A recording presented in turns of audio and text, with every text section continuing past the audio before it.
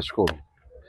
Furaha ilikuwa ni kubwa sana, lakini matarajio yangu yalikuwa ni hayo, kwa sababu timu yangu kama ambavyo tuliwaambia tunaiandaa, na katika kuiandaa timu tunavyoiandaa tunaiandaa tofauti, kwa sababu watu wameshazoea, hasa kanda ya huku, uandaaji wa timu wakiona imeenda wanajua mnaishia hapo.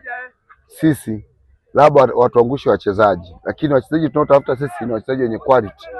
Ndio maana kama mnakumbuka siku ile kwenye Bonanza tuliwaambia tumejiandaa vizuri kwenye michuano yote, na nilisema atakaye na haje. Kesho draw inapangwa, yeyote atakayedondokea kwetu tunamtaka, iwe asubuhi, iwe mchana, iwe usiku, kuwe mvua ama kuwe jua, Kijiwenongo tuko tayari. Yaani na sisi matarajio yetu ni hao watu wawili. Na wewe kumbe unamtaka kati ya hao wawili mmoja? Yaani yoyote na haje, ili wajue kwamba kuna timu ambazo zina wachezaji ambao tunawaita wafia timu. Wachezaji tumewapata.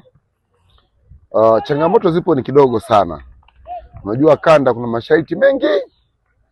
Sijui kama TFF ndo anayapanga hayo masharti au la. Unakuta mchezaji ni mzuri sana. Namba ya NIDA tumekosa. Kuna vitu ambavyo anavihitaji vinakuwa ni changamoto. Kwa kuna wachezaji wengi tunahitaji kuwatumia, lakini vile vigezo ambavyo wanavitaka tumekosa, tumeachana nao. Lakini tunawahakikishieni mashabiki zetu, msikate tamaa wala msifezeke. Tuko imara, tumeshirikisha mkoa ili na wao, tumeshirikisha wilaya zote watusaidie. Yaani tunataka mkoa mzima tukae chini tujadiliane kupata hao wachezaji 5 ambao tumepewa fursa ya kuwasajili.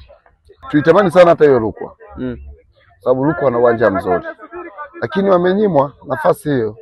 Kwa kifupi, kanda huku kwetu hatuna kituo.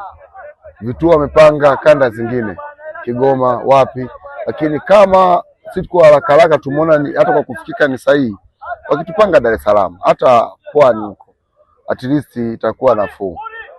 Kuna vituo vingine kama huko Kigoma, huko Arusha, ni mbali sana, ni mbali, ambapo Dar es Salaam mnaweza mkaamua siku msafisha hata mashabiki wafike, wanaweza kafika, lakini mashabiki waambiwa atoke hapa kutufuata Mwanza